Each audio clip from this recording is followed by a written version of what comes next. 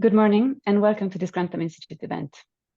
My name is Katarina Brandmeier and I'm Director of Policy and Translation here at the Grantham Institute at Imperial College London. The need to accelerate climate action has never been clearer. The IPCC, in the synthesis report of its latest assessment published earlier this year, has provided the starkest warning so far of the scale of the climate challenge. And the raft of extreme weather events that have battered countries across the world over the past months has given us a foretaste of the kind of threats that will only become more severe if climate change remains unaddressed. Crucially, we do have the means to rapidly cut emissions and strengthen our resilience.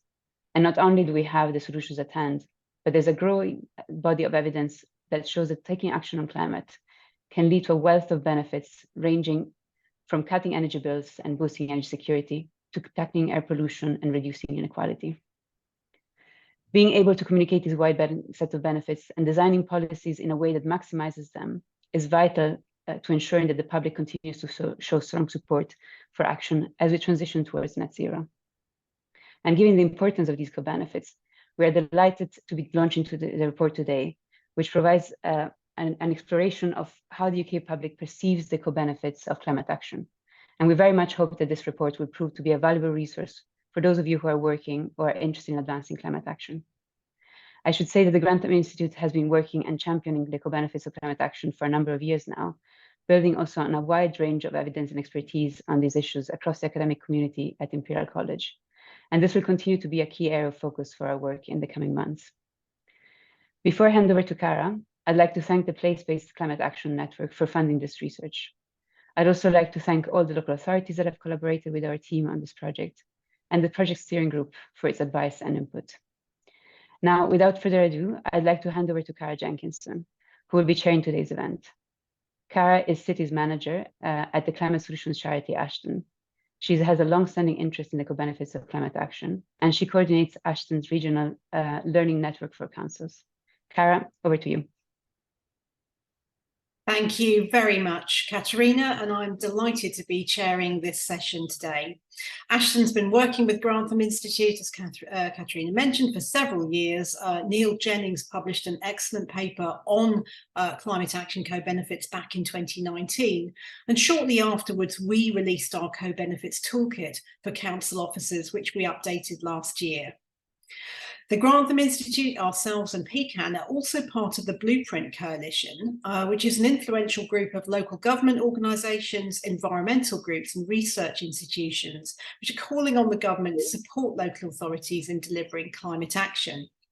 So we've heard from Katarina about the urgency of climate action, and to meet that urgency, it is essential that the public are fully engaged with this transition, particularly at a time when much of the recent political debate has focused on the potential costs of net zero. And we know that if directed appropriately, climate action can bring with it a host of co-benefits that can make real improvements to people's everyday lives, such as improving public health and reducing the cost of heating our homes. But what do the UK public actually think about these co-benefits? Today, we'll be hearing from the authors of the new Grantham report that attempts to answer this question. Dr. Pauline Patterson is Associate Professor at London School of Hygiene and Tropical Medicine. Alongside her role at LSHTM, Pauline worked for Grantham on the Co-Benefits project for a year and is now a visiting researcher at the Grantham Institute. Dr. Neil Jennings is Partnership Development Manager at the Grantham Institute, and his work has focused on the co-benefits of climate action for the last 5 years, and he was the principal investigator on this PCAN-funded project, working with Pauline. Alongside the authors of this report, Neil and Pauline from the Grantham Institute, alongside hearing from the authors of this report, Neil and Pauline, will be hearing from Mark Tomlinson from Hammersmith and Fulham Council, who is one of the partners on the project. And Mark is climate engagement and behaviour change lead for the council. And we're also delighted to be joined by 2 members of the public who took part in the focus groups, Zara and Michael. Pauline and Neil will start with an overview of what they did and what they found, interspersed with contributions from Zara and Michael. And then Mark Tomlinson will then discuss how he has been using and intends to use the content of the report to help inform some of the climate engagement work within Hammersmith and Fulham Council. And you'll have noticed the event is being recorded and slides will be available afterwards. We'll be taking questions, so please put those in the Q&A and do go and upvote your favourite questions so that we can see what those are. Thank you very much, and I'd now like to hand over to Dr. Pauline Patterson. Thank you so much. So firstly, I'd like to send a huge thank you to everyone involved in the research, the participants of our survey, the participants of our focus groups, to our steering group, to the local councils we partnered with for this project, to the community groups and Voice who helped us with recruiting participants, and to PCAN for the funding and collaboration.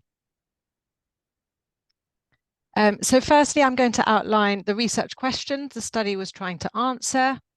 What co-benefits of climate action are most popular to the public? How do they resonate with citizens? How are different co-benefits of climate action perceived by different demographics and geographical regions? And does the response of individuals to the co-benefits of climate action appear to be affected by their exposure to some of the issues that co-benefits can help improve, such as air pollution, poor housing quality, and inequality? The Intergovernmental Panel of Climate Change described co-benefits of climate action as the positive effects that a policy or measure aimed at one objective might have on other objectives, thereby increasing the total benefits for society or the environment. I'm going to explain a little bit about the study that we conducted. So we conducted a mixed methods research with a survey and focus groups, and the aim was to provide guidance to local authorities on how the public perception of co-benefits may influence the way in which they communicate climate action to their residents. And we partnered with Hammersmith and Fulham Council, Kingston Council, Southwark Councils, the London councils, and Ashton. And we have several outputs. So we have a report that's been launched, and you'll have the link in the chat. We have this webinar that we're conducting today, and we're delighted to be here discussing this with you. We have a blog coming up shortly that Neil will discuss a little bit more, and we will have a paper in a peer-reviewed journal as well. So in terms of the study design, so we have the survey and the focus groups. So for the survey, we conducted this, and it was completed in May last year, in 2022. We had 1,156 respondents that completed the survey that we analysed. And this was done via Prolific company, and we conducted the survey with a representative sample of the UK public based on age, gender, and ethnicity. And what we did is we explained a number of co-benefits of climate action, of 8 co-benefits that were representing a broad range relevant to the UK. And we had this Likert scale. So we mentioned the co-benefits, and members of the public could then say whether they thought these co-benefits were from very important to not at all important. And for this, so this was just to see how people perceived these different co-benefits. And we split the group of the survey participants in 2. So for one, it was a neutral framing of the co-benefits. And then for the other half, it was climate framing. So the co-benefits were explained with the emphasis that climate action could help to bring about these co-benefits. And in terms of the analyses, we conducted the analyses in SPSS, and what we did is we did binary logistic regression models to identify factors associated to perceptions of each of these co-benefits, exploring age, income, ethnicity, gender, and political orientation. And in terms of the binary side, so the outcome variable was the dependent variable was binary. So it was either if people perceived these benefits as important, very important, or they perceived the benefits as not at all, slightly or moderately important. And then also we conducted some Kruskal-Wallis tests. Don't worry too much about the details of it. There's more information in the report, but so basically it was to identify if there were statistical differences in the perceptions of each of the co-benefits by perceived exposure to air pollution, fuel poverty, and access to green space. So for the focus group, we conducted 8 focus groups. 3 were online, 5 were in person. The there were a total of 53 participants in total. So each focus group varied, but it was between 4 and I think 8 or 9 participants for each of them. And we conducted these between December last year and April this year. And we had a range of participants. We tried to kind of just get some more detail from a range. So from youth groups, from a Somali community group, from urban people in urban communities or suburban and rural as well. And we conducted the analysis in NVivo for that. So these are the different public perceptions of co-benefits. I'm just going to read through a little bit more information about these. So for the warmer homes that are more affordable to heat, action on climate change can help reduce fuel poverty by improving the energy efficiency of properties, which makes them easier and cheaper to heat. Improved energy security, reducing our reliance on imported oil and gas can improve the UK's energy security and reliability of supply while reducing greenhouse gas emissions. Improved air quality and health. So action on climate change can help to improve air quality and health by reducing the amount of air pollution from vehicles and buildings. Reduced inequality. Action on climate change can particularly benefit those on lower incomes and help to reduce this inequality. Connecting with nature and biodiversity. So more green space to absorb greenhouse gas emissions and more access to nature can help to improve people's physical and mental well-being. Reduce risk of local flooding and of extreme heat.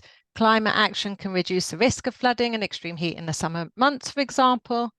Stronger communities. Action on climate change can provide the opportunity to strengthen communities by, for example, growing and redistributing food locally, sharing unwanted items. And finally, job creation. New green technologies and green businesses can provide an opportunity for the creation of new jobs. So we're delighted to be joined today by 2 of the members of the public who took part in the focus groups, Zara from Berkshire and Michael from London. We'll start by hearing from Zara, and then after Neil's presentation, we will hear from Michael. So Zara, many thanks again for taking part in the focus groups earlier in the year.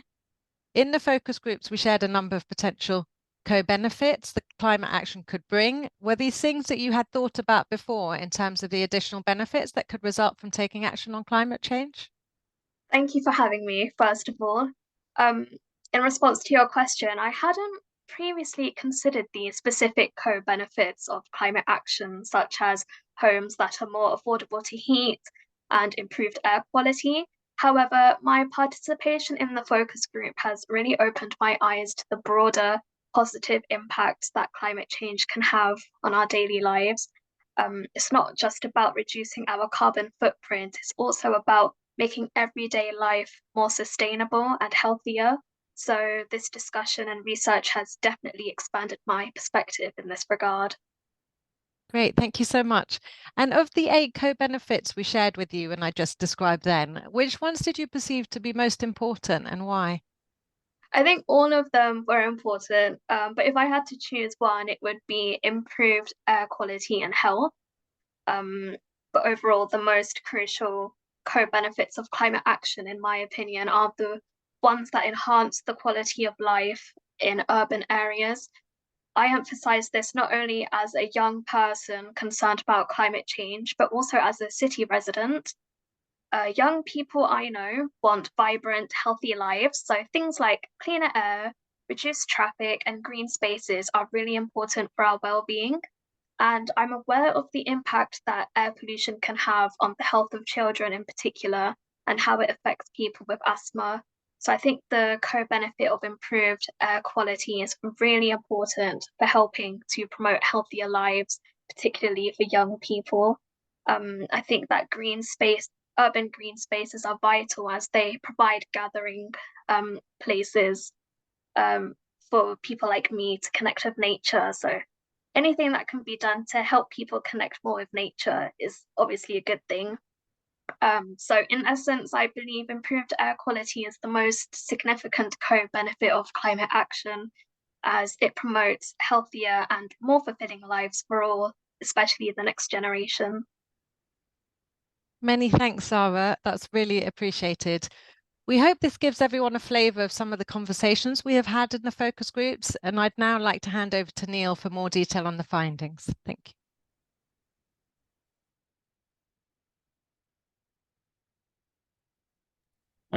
Many thanks, Pauline, and for that introduction, and Zara for taking part in the focus group and being able to join us today. Really appreciate it. So I'll now go on to talk about what we found from the research.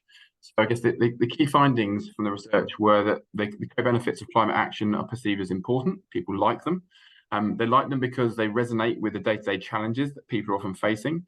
Obviously, I'm sure many of us are aware, all of us are aware, probably over the last few months, the kind of challenges around cost of living, around the terrible choices people are facing between eating and heating, as well as other issues around air pollution. The co-benefits link in with some of these other challenges that people are facing in their day-to-day lives. We found that there was variation across demographics and associated with political ideology. Within the focus groups, we found that awareness on the whole of co-benefits was generally low, but when people were aware of them via the focus group process, support for them being brought into meaningful effect was high. There were perceived barriers in terms of how these things could be brought about that were associated with the cost of action, convenience, and the kind of perceived fairness about how those costs were distributed. And I'll go on to this a bit later. And we asked people who took part in the focus group where information about these kind of co-benefits would best come from. And there was more trust for local councils and community groups in comparison to kind of national level. And I'll say a bit more about this. This is the kind of headline stuff. I'll say a bit more about this in detail shortly. Just to do a bit of, I guess, signposting to the report itself. So you have the links in the chat to access it.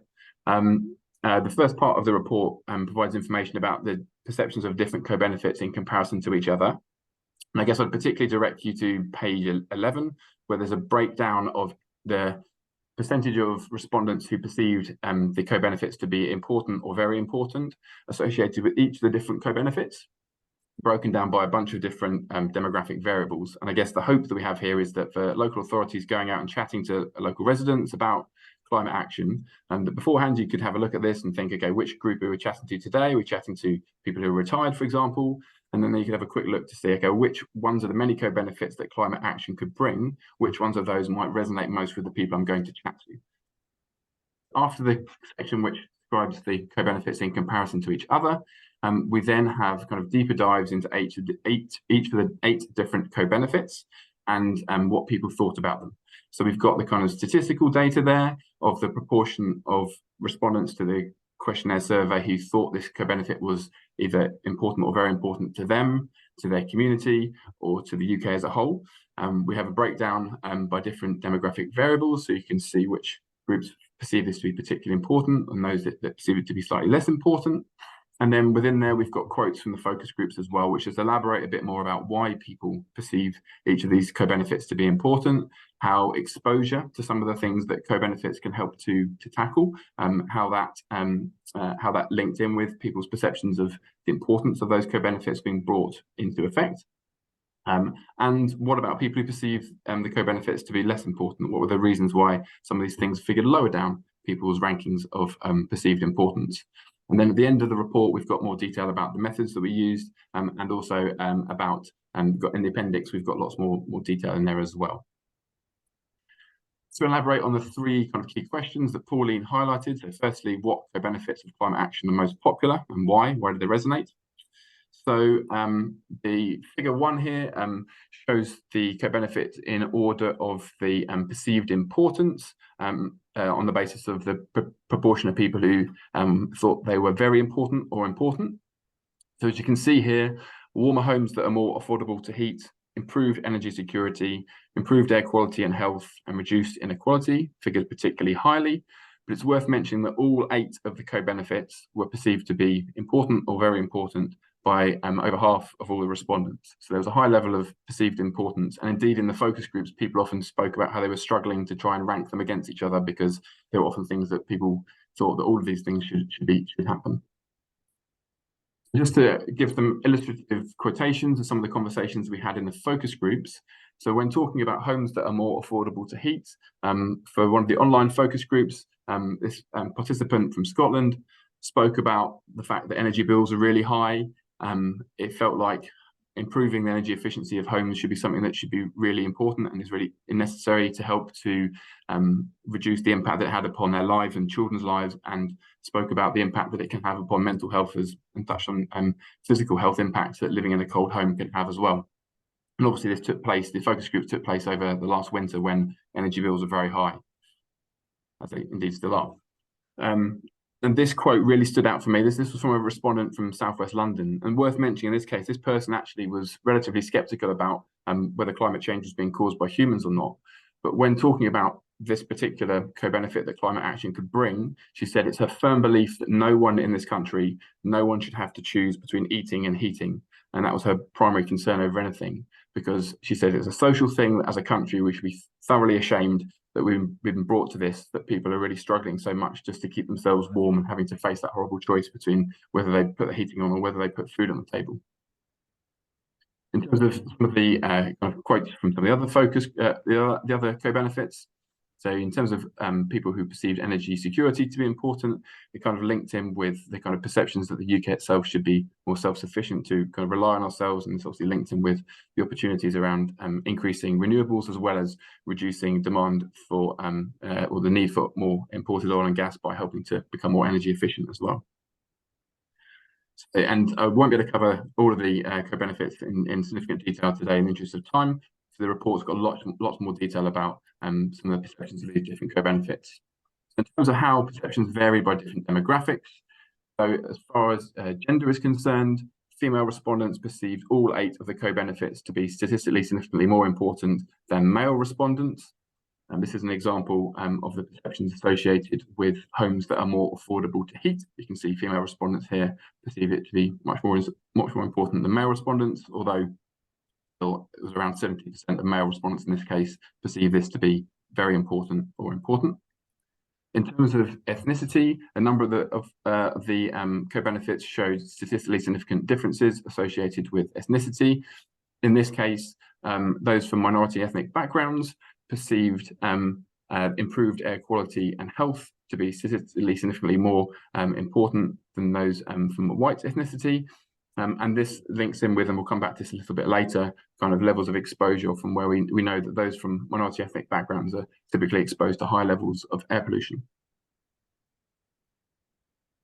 In terms of political ideology, there were statistically significant differences in 6 of the 8 co-benefits associated with political orientation. We asked people to place themselves on a spectrum from 0 to 10, with 0 being left-leaning and 10 being right-leaning. And so in this case, the perceived importance of reduced inequality, you can see here that those who identified as being the left-hand side of the political spectrum perceive this to be twice as important in terms of the proportion of people who stated very important or important compared to those who place themselves on the right-hand side of the political spectrum. But just to touch briefly on how exposure to some of the things that climate action could help to address, how that influenced people's opinions of those relevant co-benefits. So put out here an example from air quality and health. So we asked people how clean they perceive the air to be on the street where they lived, and then we grouped it from low, medium, and high in terms of the level of how clean it was. So you can see clearly here the way in which where people were exposed or exposed to what they perceived to be more unclean air. Understandably, they were more supportive of action to actually help to tackle that particular issue. And within the focus groups, this came out really acutely with a focus group that we ran with the local Somali community.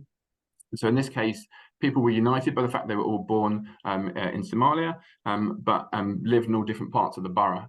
One of the exercises in the focus group, we asked people to rank these 8 different co-benefits in comparison to each other. And then we went around the group to basically discuss what they put at the top. And as we went around the group, everyone was saying improved air quality and health, improved air quality and health. And then we asked them why. And as we went around, everyone was saying, I've got asthma, my kids have got asthma, we've got eczema. So it's really kind of acute impacts that this community, as I say, they were united by the shared heritage, but they lived geographically in different parts of the borough, but were exposed to the same relatively high levels of pollution. And you can see from the kind of quote here, the impact this was having on people's lives. This person referred to air quality in terms of kind of dust. I guess particulate matter would what that would be referring to, and then spoke of the impact it was having on kids, having asthma, having things on their skin, which was relating to eczema, and then kind of the way in which they try and deal with that by going to their GP to prescribe cream, but actually which is suggesting they really need to kind of target the real problem and the perception that air pollution in the UK was really bad at the moment. Oops, sorry.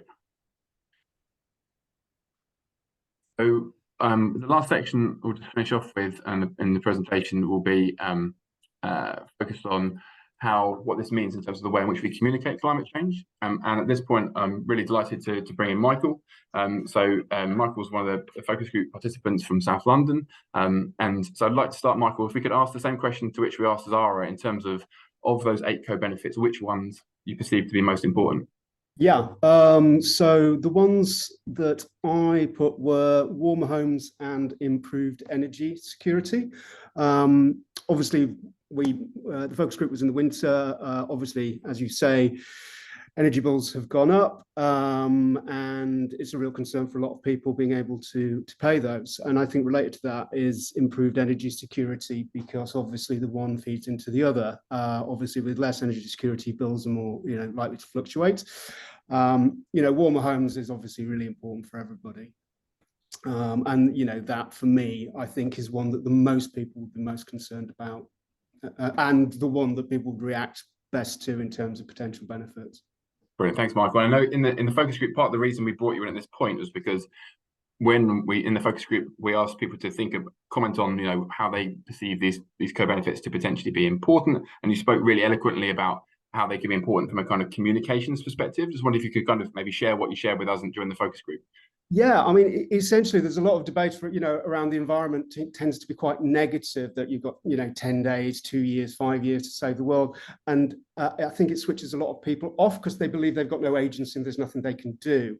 I think in terms of selling it to people, it's kind of easy wins, and it also has to be carrot as well as stick. These are things that we can do now that have a very immediate practical results that you will see. I think a lot of it can be a bit nebulous for a lot of people, and as I say, that kind of switches people off. But if they see that there is something that would immediately, like lower energy bills, that will then engage them a lot more. Brilliant. Thanks again, Michael. Thanks again for taking part in the focus group and also for joining us today. Really, really appreciate it. No worries. Thank you. So I'll just finish off the presentation. So in terms of the kind of communications piece, it links in really closely what Michael's just touched on in terms of getting the message right. The kind of need for more positive messages that connected to the day-to-day challenges that people are facing, the other things that's going on in people's lives, and for those to be timely as well in terms of, I guess, relevant to different times of the year in terms of the cold season and where there are relevant periods of extreme heat, for example, can be obviously the communications can message change accordingly. And I guess that positive message side of stuff is something which I know that fantastic charities like Ashton and like Possible have been really trying to emphasize the kind of the benefits this can bring and how it can really change people's lives if we get action on climate change right. So in terms of the right messengers, as mentioned at the start, within the focus group, we asked people, who would be good sources of information to communicate this, and local authorities and community groups, as well as scientists and health professionals, came out as being trusted members. But particularly young attendees within the focus groups really spoke about the need for kind of national level leadership, needing to be something similar to what had seen during COVID, with central government talking really prominently about the need for more action on a particular issue. We need to see that on climate change. I know that other organisations like the Climate Change Committee and Ashton and the Centre for Climate Action and Social Transformations, as well as a bunch of others like Climate Outreach, have really kind of highlighted the need for some kind of national level strategy, communications and engagement strategy, which really needs to be there in terms of how we engage with the public. In terms of, we asked focus group participants to comment on what they perceive to be the kind of barriers to these co-benefits becoming reality. And they spoke understandably about the cost of some of these changes, about the convenience factor, and in some cases about the permission to make changes. And Michael touched there also on agency side of stuff as well. And one of the quotations that we've included here in the context of kind of permission was around people living in the private rented sector. They spoke very kind of passionately about the impact that had upon their inability to make these kind of changes. In this case, this person was talking about living in the private rented sector, struggling to get the landlord to do anything to actually improve the physical infrastructure of their place, and then not being interested in doing stuff, and the impact that having a loft where they could actually see the daylight through their loft. One of the things which Pauline touched on earlier, which I'd like to highlight, was that within the questionnaire survey, we split into two groups. One where the outcomes of the co-benefits, like cleaner air, were spoken about, but with no mention of climate change as being the kind of climate action as being the mechanism by which that outcome could be achieved. And another version where climate change was explicitly mentioned as climate action was explicitly mentioned as being the kind of route by which some of these benefits could be achieved. And here we found statistically significant differences, increases for there was increased levels of perceived importance for all 8 of the co-benefits. It was statistically significant for the 3 co-benefits that are shown here. So improved energy security, improved air quality and health, and reduced risk of local flooding and of extreme heat. And one of the ones I'd particularly highlight here is the improved air quality and health one. I know that some local authorities have had conversations about the degree to which information about climate change should be brought into air quality related programs. On the basis of this data, and I would say, this was national level data, albeit we really encourage people to run equivalent surveys at the local scale as well. But on this data, it would seem that more people are brought into being supportive of and perceiving these things to be more important, where the kind of the rationale around it being a climate action benefits as well is brought into some of that messaging around activities that could be used to improve air quality and health. To finish off with some of the recommendations from the report, as it will be abundantly clear from stuff we've covered so far, we really think the co-benefits are stuff which we should be talking about more with citizens, based on the variation that we've shown in terms of different demographics. Really important to be adapting messages, as any good communications approach would do. We think there's some areas where we definitely need to strengthen the evidence base for different co-benefits. So, for example, in terms of perceptions around job creation, there were some people where there was a degree of skepticism about whether climate action would create more jobs. And there was some perceptions that it was just relatively a small number of jobs being created rather than something which would be more kind of fundamental. Obviously, the Climate Change Committee have highlighted opportunities around job creation. So I think there's more that can be done to show this being a reality, essentially. I think we need more resource for communications and engagement. And ultimately, we need to make it easier for people to have a role to play in climate action, so we can kind of feel as if people are a part of the solution and that it's making a practical difference to their lives. And obviously, we need to be making sure that policies are not just fair in practice, but also are seen to be fair as well. And one of the other things I'll just briefly touch on within the focus groups was that we asked people to kind of talk about what they thought as being the kind of actions or things that could be done to tackle climate change. And some people spoke about things like improved energy efficiency and walking and cycling more, but you probably won't be surprised to hear that more recycling was one of the ones that came up really very often. And I guess this poses a real challenge, because in terms of the co-benefits, if it's the case that people perceive action on climate change to be about things like recycling more, so comparatively small things, then why would people ever perceive that climate action could make a significant difference to their day-to-day lives? Whereas we know that it really can do in terms of the improvements it can make for people being able to actually afford to heat their homes. So I think that links in with the need for this kind of engagement piece, that much more needs to be done to kind of highlight these co-benefits and the range of changes that can be brought about, which will make a real difference to the quality of people's lives. To finish off in terms of what's next, the plan is that we will do a kind of a shortened, pared down version of the co-benefits survey every 6 months from January next year. On the website, which you have a link to where the report is hosted, there's a link to the survey we use. Should anyone want to kind of use and adapt this to their own local area, you're absolutely more than welcome to do it without don't need to contact us or anything. Just encourage you to check out the report, and as I said, there's more detail in the appendices of that. We've got a blog coming out very shortly. For those of you who've not checked out the Place-Based Climate Action Network yet, please do. They've got fantastic resources on their website. So I'm going to finish off there, and that's the kind of summary of the report. So thanks very much for your time. I'm really delighted now to hand over to one of the partners within the programme, from Housewife and Fulham Council. Hand over to you, Mark. Thanks, Neil. Hi, everyone. And I think first to say it was a real pleasure to be collaborating with the team involved in this research. And it also had a little co-benefit of itself, because in organising the focus group with the Somali community, it's really helped strengthen our relationship with them and build sort of things that have borne fruit since then.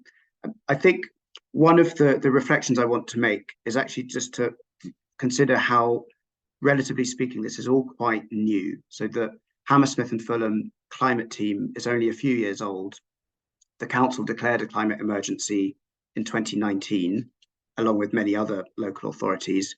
But I was checking, and the number of local authorities who had made that kind of declaration when the Paris Agreement was signed is 0. So there's been a really steep learning curve.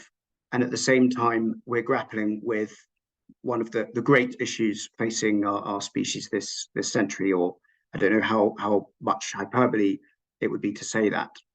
But in terms of, far-reaching changes across every aspect of society, that's quite a lot to take in.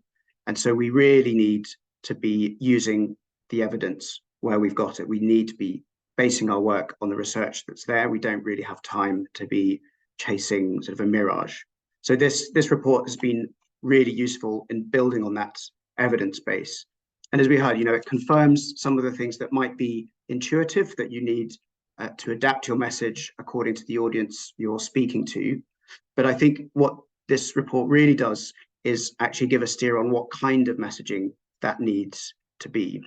So if we think about our borough, Hammersmith and Fulham, it's in a London borough. We've got a real hodgepodge demographically, in terms of we've got about 10% of the population is retired, about 20% are non-white ethnicities, different kinds of ethnicities, variation in wealth between north and south of the borough. So having a bit of a clue on what messaging to use with which groups is really, really helpful. So to give an example, a couple of weeks ago, I was at an event celebrating the installation of solar panels at a place called Fulham Good Neighbours. It provides services for older portions of the population. We know from this research that older parts of the population respond very well when you talk about energy security. So I'm not saying that that's going to drastically transform the discussion around climate change, but a few percent here and a few percent there, I think, bring us closer to that social tipping point. It still feels a bit of a struggle at the moment, but more and more people are getting on board. And I think if we're communicating well, if we're communicating effectively, that's going to make our lives a lot easier in the long run. I think what Neil was talking about near the end was quite interesting and quite surprising to us and caused a lot of discussion. So we've generally come to the view that we want to communicate to people almost exclusively in terms of co-benefits. So the warmer homes, reduced cost of your electricity bill, greening the borough, making it a more beautiful place to live. And we're sort of talking less about climate action itself, unless we are sort of a particularly activist crowd. It's almost, we feel almost a toxic term. It's like you're going to speak to someone and they expect you to be blaming them for something, or that you're coming with some doom-laden scenario and forecasts of fire and floods. Well, actually, what was quite interesting in this is that there were those 3 areas where incorporating climate change into the conversation increases the power of that message. So air pollution in particular we saw, but also energy security and flood risk and extreme weather. That's something really interesting insight. And it's something we want to incorporate in our conversations with the public. But also, I think it's important to remember that our decision makers, our organizations, our institutions are part of this too. So we can think about these both sort of internally and externally. Maybe the last thing to say is that we are using this now to update our engagement strategy. So building this evidence base into that, also what exists in other places. And we have an in-house climate literacy training that we run. Again, that's something that we can update with the insights like this. I think really important, really timely research, and really great to be part of that. But that's sort of a taster of what we've been up to. And I'll pass back to the chair.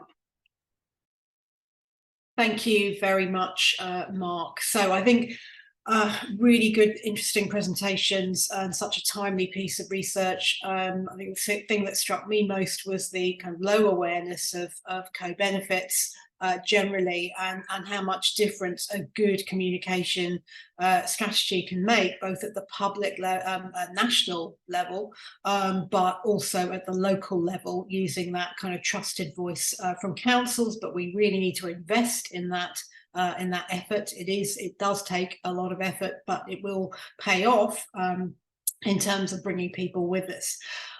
So we're going to move on to 15 minutes or so of questions, and thank you to all of those for putting questions in, and thank you for those for upvoting too. So we'll take the first question, and that is from Claire from the Suffolk Climate Change Partnership, and Claire is asking, we have seen that those who would most benefit from co-benefits are likely to be hard to reach communities, populations and individuals. What tips do you have for how we can reach out to those communities, please? And I wonder, perhaps Mark might want to comment on that first. Sure. Well, and in a way, one of the positive findings is that messaging around warmer homes really resonates with people, and that coincides with the fact that, certainly speaking for Hammersmith and Fulham, it's how we heat our homes that is the #1 source of carbon emissions in the borough. So if we can somehow bring those two together, it's a massive win-win. One thing that we grapple with, I think, in our team is that typically the source of the major sources of carbon emissions in the borough are more likely to come from the wealthier residents, and the people who are struggling with the issues that we've talked about are more likely to be the less wealthy residents. One program that we're launching this winter, we're calling it Winter Ready Homes, is exactly a program of installation, secondary glazing, all these sorts of things. And we're targeting it very much pragmatically on, here's something that you need, here is for them, a pure benefit, and in a way the co-benefit is actually on the climate side rather than on the warmer home side. I think that's probably how we prefer to communicate, with sort of on a project by project basis, rather than going to these people trying to talk about climate change. And then, which as prior mentioned, perhaps those 3 exceptions when you're talking about floods, air pollution and energy security, but really leading on those projects that can bring a direct benefit to people. Thanks very much, Mark. I don't know whether Pauline or Neil would like to add to that. If not, I will move to the next question.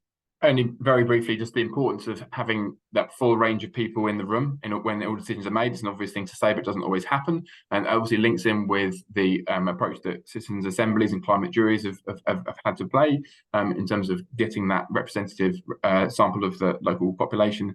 And I guess also maybe just reflecting on the way in which we recruited the focus group survey, for example, with the Somali community, was going through community leaders as a way to make sure that those voices are being adequately captured.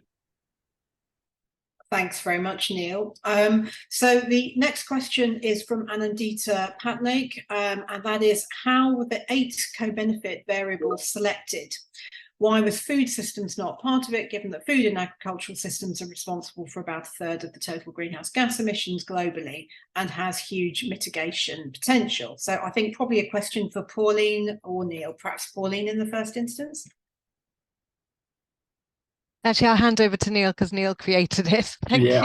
Yes, I think it's a very fair question, and I think it's one of the ones which I have slight regrets about not including. So we had conducted this kind of literature review of the evidence base around co-benefits a few years ago, which included the health-related benefits associated with lower carbon food diets, so lower meat diets. We wanted to include a range of different co-benefits, and for the health one, we chose for that to be focused around air quality. And there was just a bit of a challenge of basically not being able to include a huge number more. In hindsight, I would have probably liked to have done, and then future iterations may well include that. But the reason for it was that across the 8, we had a range of different co-benefits, but we're not claiming by any extent to be exhaustive in terms of those that are included, because there are a lot more that weren't formally included. But this is giving a representation of the broad range and the perceptions associated with those. Thanks very much, Neil. So we'll move to the next question, which is from my colleague at Ashton, Simon Brammer. And Simon asks, as we approach the next general election, we know that the costs of climate mitigation and adaptation will be front and centre. How do we use a co-benefits approach to counter that argument, knowing that people make decisions based on values, not information? Pauline or Neil, would you like to take that? I think it's a really good question, and I think there's no kind of silver bullet or answer, but I think it's really key, and Neil created a white paper, so you probably want to add about this, but that actually communicating that the co-benefits can actually save money, and also it's a tricky thing, but have departments across government working together to figure out the kind of the value of these co-benefits and how you can actually save money in the long term and short term as well. Neil, did you want to add? Yeah, and I think it's a very good question. I think the one thing I'd like to see more of, which isn't the case at the moment recently, is climate change being discussed not just in terms of the benefits for the long-term benefits for the climate future, which clearly is absolutely essential we get this right. But the importance of co-benefits, I guess, is that they bring some of the actions that climate action can bring down to the local level and down to a kind of short-term benefits that link really closely in with the other things that people are worried about. So I'd like to see, in terms of the narrative, climate action being spoken about much more in terms of its intersection with these other challenges, and not just if you like, in terms of the impact that it has upon the environment and future generations. We know, well, A, because we know it's here now, and B, because we know that there are so many other things which do link more closely in some cases. So I would refer people also to the work that Ipsos Murray and YouGov do, and they have these monthly tracker surveys of levels of opinion. So in some cases, climate change has been like #1 issue, I think, when we had that really hot period a year and a bit ago. But generally, health is up there all the time. So we need to be talking more, in my opinion, about the massive benefits that climate action can bring for improving public health. And as Pauline said, on a practical level, the ways in which we can try and align more closely the climate community with the health community, because there are just so many synergies in that kind of area. Thanks very much, Neil. And just building on that, and perhaps thinking a bit more about how government can kind of help make sure that the co-benefits are actually delivered. So there's a question from an anonymous attendee. Do you think the government is doing enough work within the co-benefits of climate action? If not, what areas do you think government can help with? For me to make a start on that? Yeah, Neil, if you could, yeah. So I get a few things on that one. So, okay, so I think, well, Ashton and Friends of the Earth have had really good case studies of climate action from around the UK, and lots of those case studies that really stand out for me are those where there's been really strong linkages between health and the climate community. So on a practical level, I think we need to see things like shared budgets in particular areas where you've got things that are good for climate, things that are good for health, bringing together those communities. So there's a really nice example, which is one of Ashton's former winners, called the SHINE, the Seasonal Health Intervention Network, where they teamed up the housing team of the council with local GPs, and basically where elderly members of the community were going to see their doctor over and over again. The doctors then referred people to the housing team, who did an energy efficiency kind of check with the permission of the people who live in that home, and then helped them to secure energy efficiency improvements that help to deal with the root cause of that person's illness, rather than just dealing with the symptoms and sending them back to the very home that had made them ill in the first place. So what that points more towards is this greater collaboration. We need a period of massive collaboration between different communities. On a practical level, in one of the papers we wrote before, we kind of suggested that there should be something like a kind of office for public health and the environment that, again, on a national level, helps to bring together the health and climate communities more. And I guess some of this could also link to the way in which some of these responsibilities can be devolved. So Greater Manchester Authority, Andy Burnham, has a £6 billion health and social care budget devolved to him, which increases, it doesn't guarantee it by any stretch, but it increases the chance that at the point at which decisions are being made, they're being made from a kind of cross-sectoral perspective, rather than just being just from a climate or just from a transport perspective, or from a health perspective. Yeah. Thanks very much, Neil. Perhaps this is a question for Mark. And possibly Pauline and Neil. So the question is, Was there anything about the way people like to hear about co-benefits, for example, newsletters, posters, videos, etc.? So perhaps, I don't know, Pauline, do you want to start with that and then perhaps move to Mark? Yeah, thank you so much. As part of the focus groups, we did touch on this a little bit near the end of the focus group. And what we did find is different members of the public prefer different avenues. It's really key to be where they are. So you need to kind of, when you're targeting your communication, it's really key, A, to target your communication, but also be where the members of the public are that you want to communicate to. So for example, some members of the community that were more elderly were really keen to have more accessible information out there, like leaflets, and maybe there was like this poster area, or like in the local town hall or something, having information that's not just online via passcode, or even they were kind of talking about how difficult it is to get information or to book a GP appointment, that you need to have a like book online and have a code and all of this. So making it easy for people to get this information. But it's really key to be where they are. So on social media, updated websites, making sure your communication's like clear, but finding out where, you know, talking to them, not just communicating out, but listen to members of the public as well, and see how they want to hear from you. Thanks, Pauline.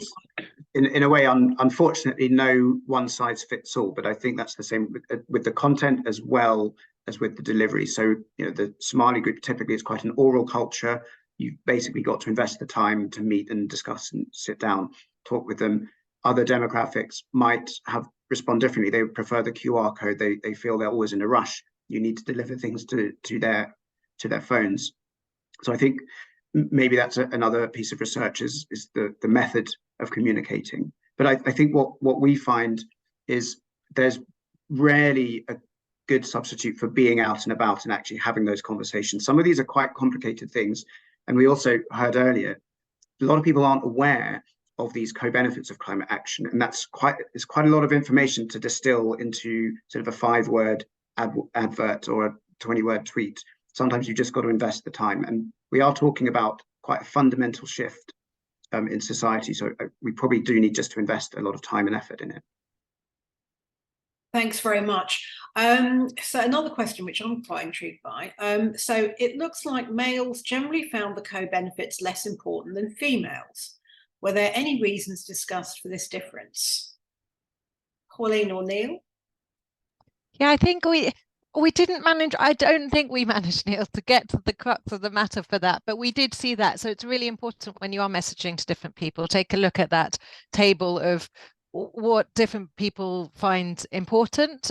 But I think that is there's a call for further research there as well. Neil, did you have anything to add? I mean, other than just to say this has been something that's been found a lot in public opinion of the importance of climate change, of the reality of climate change. There are differences associated with gender.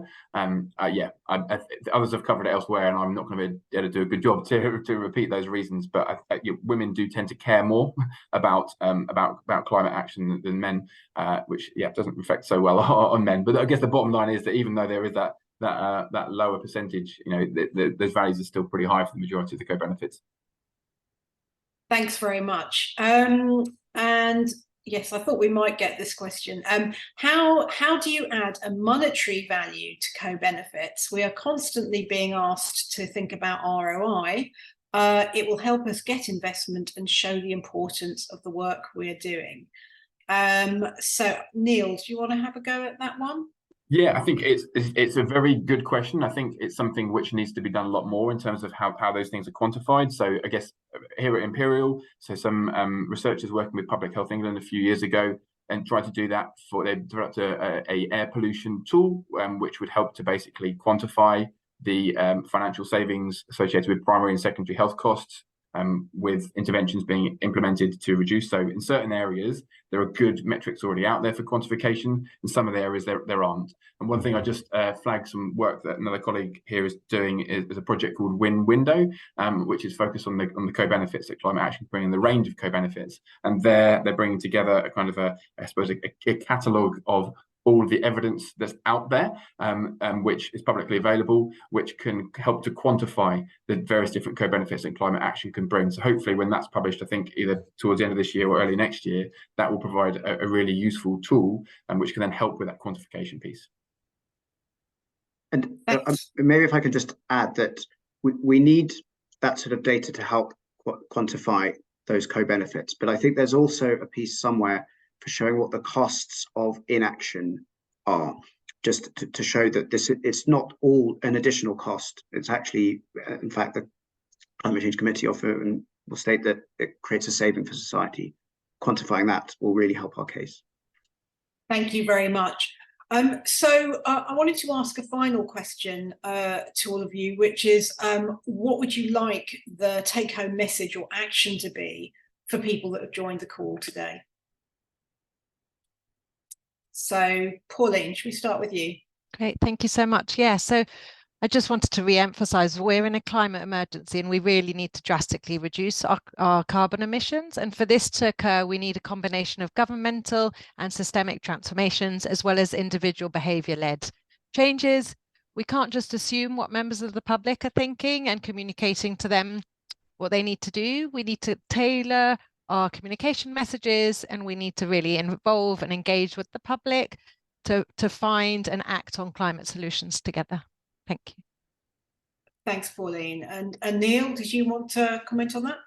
Yeah, I mean, I think as hopefully it's come across in the report, like people like these co-benefits, but obviously, perceiving something to be important and then that being brought into reality are two different things. So we in our communications absolutely need to be bringing this into conversations, and we need to be thinking much more about the kind of ways in which collaboration between different departments can help to maximize the chance that these things actually become reality. So maybe just expanding on the example I gave earlier, like it's often the case that the kind of within local authority, I guess, with the transport folks who are paying for a traffic related intervention, and those health related benefits can be accrued to the local health trust or whatever, but often the kind of who pays and who benefits is not necessarily aligned in those kind of areas. So ways in which we can encourage more collaboration between different communities, but also particularly in this, the importance, which it came across in a number of the focus groups actually, was the kind of the equity piece of how these co-benefits can be brought about and help to tackle kind